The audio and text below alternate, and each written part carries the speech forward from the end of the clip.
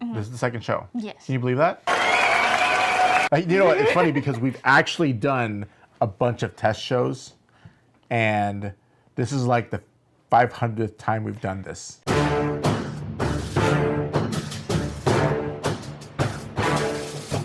Hey, what's up? This is Jay, and I'm here at the Dragon's Outpost with my buddy, Neshma Mendez. Say hi. Hello.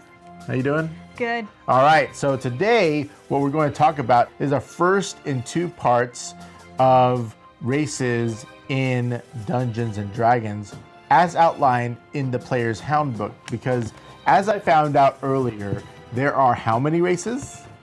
31, not including Unearth Arcana. 31? Are you serious? Yeah.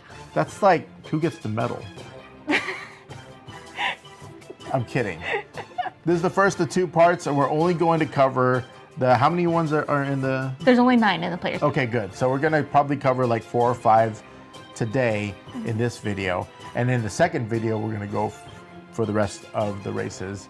And we're gonna go kind of in depth with it, but this whole video series is meant to get beginners into the world of D&D without having to be overwhelmed. Because to be honest, if someone were to come up to me, tell me, hey, you can create a character, I have 31 different races, I'm already gone. So we're gonna keep it very simple with like the first 5, we'll say first 5, right? Yeah. Okay, cool. So what I'm gonna do is I wanna give it over to Neshma. We're just doing this for fun because we love you guys. Yeah. All right, take it away, Neshma. All right, starting off in the Player's Handbook, the first race, going in alphabetical order, is the Dwarf. Dwarves? Oh, dwarfs. Yes, dwarves. Like dwarfs in like World of Warcraft, or like dwarfs in like in Lord of the Rings? Closer probably to Lord of the Rings. Okay. They're stockier, obviously, really short, averaging around 4 feet, so they can be a little bit taller. The tallest types are the mountain dwarves. Okay.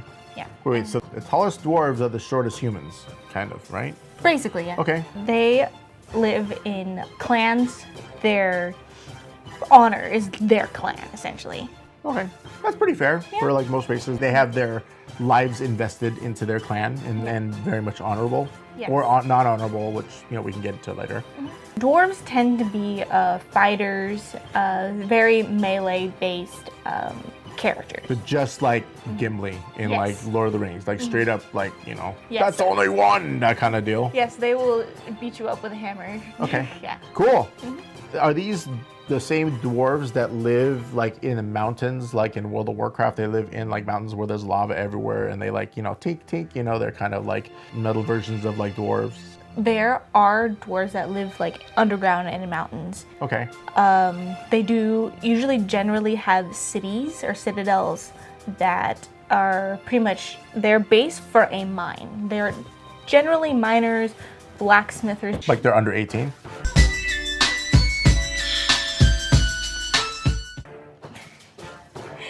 No. What? Miner. Oh, like tink tink, you know, Yeah. like with the little pickaxe and Yes. like, you know, the metal and all. Yes. Oh, I get it. I get it. They're not miners like under 18. No. But, okay. Anyway. Yes. There's like the mountain dwarves, and then there's actually called a Durgar, which they live strictly underground. The fact is, the dwarves are a race that you can play in. And what kind of advantages and disadvantages would they have? Because they are dwarves, they have this durability. Okay. So they're really strong, but they also have a very strong endurance as well. Okay. Okay. So like they're resilient. Yes. Okay. Okay. Good. So if you want something a race that is resilient, possibly does that contribute more to armor or hit points? Both. Okay. Cool. Excellent. Excellent. Yes. So anything else about the dwarves? Nope, that's about it. Cool. So if you want to go to dwarves, if you're looking at maybe Lord of the Rings, if you like Gimli, or possibly threads of World of Warcraft, if you like that, they live in the mountains, those kind of deals, pick dwarves. Excellent race. Yes. Let's go. Next. All right. Next is the elf, one of my personal favorites. The elf. Yes. Okay. Elf is really close to Lord of the Rings as well. Like tall and skinny. Yeah, Like tall- supermodel kind of deal. Yeah. Okay. basically. And they're very agile, like pretty much their thing is the bow and arrow, usually. Okay. But you said agility, that's like Yes. one of their biggest traits, right? Is that they're very agile, just like Lord of the Rings, right? Yes. That contributes to their combat?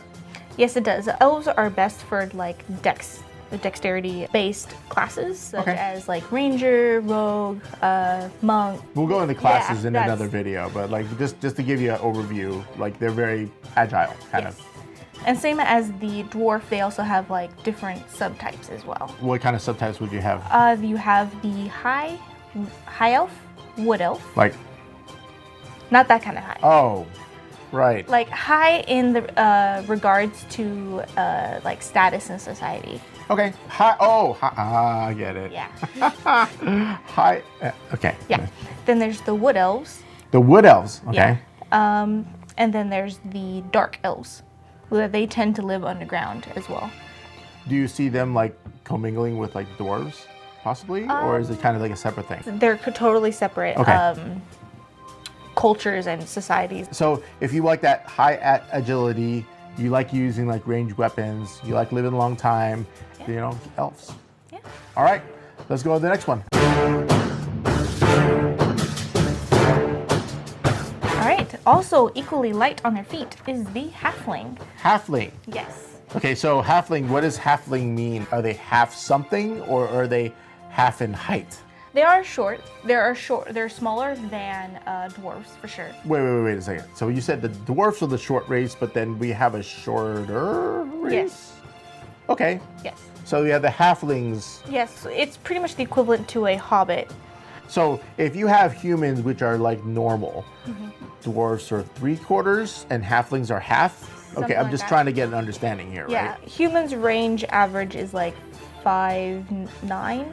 Dwarves are like 4'3". I must be a dwarf because I'm like 5'8". I'm just like right underneath there. I should be a high dwarf.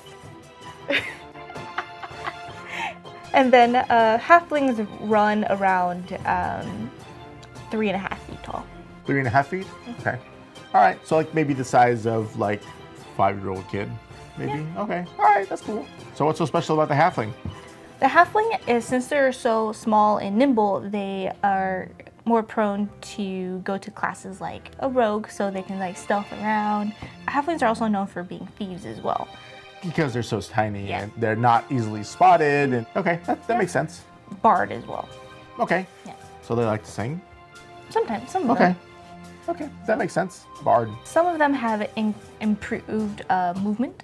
Improved movement. Yeah, because of their agileness. Okay, so they're highly agile. I'm assuming they're quick? Yes. Okay. I'm imagining like the whole Velma thing as they walk. I'm just trying, that's what I'm imagining when I think halfling. So if you're really agile, you like the stealthy classes, then you probably want to do halfling. Yes. All right, cool. Let's go to the next one.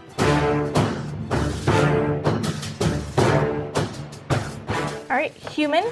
The human is the base of all races. It is good for every class, good for everything. It's a good starting point for any new player.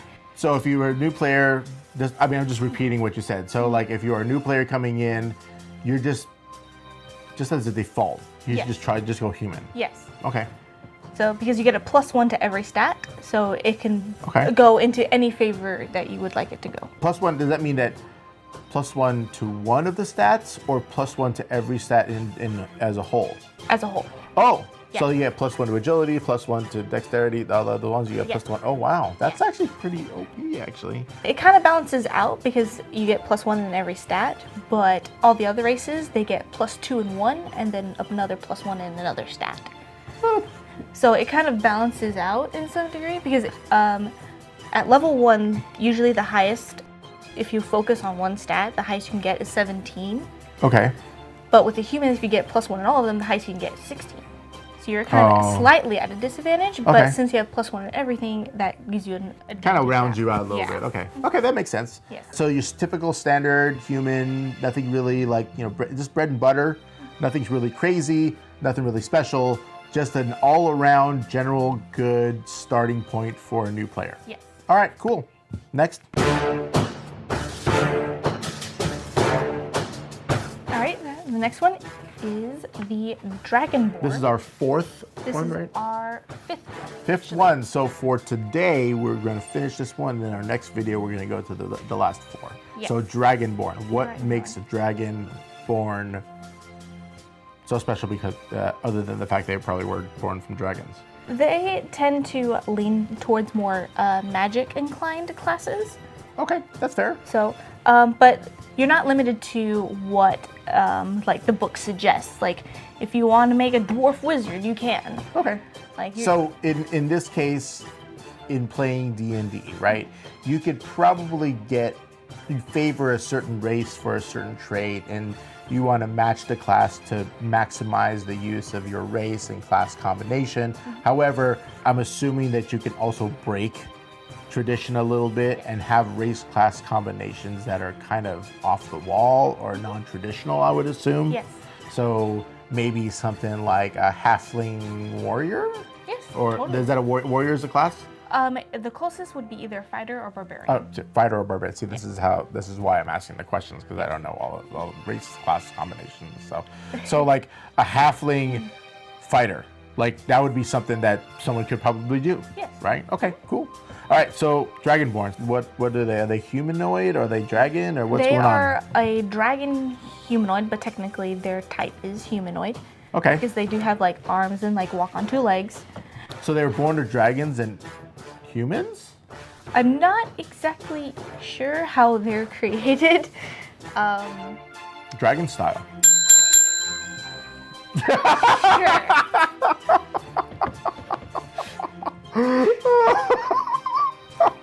So Dragonborn, logistics aside, these are characters that are part dragon, part humanoid. Yes. Right. Okay. Cool. All right. So you said magic is probably one of their stronger points. Anything else?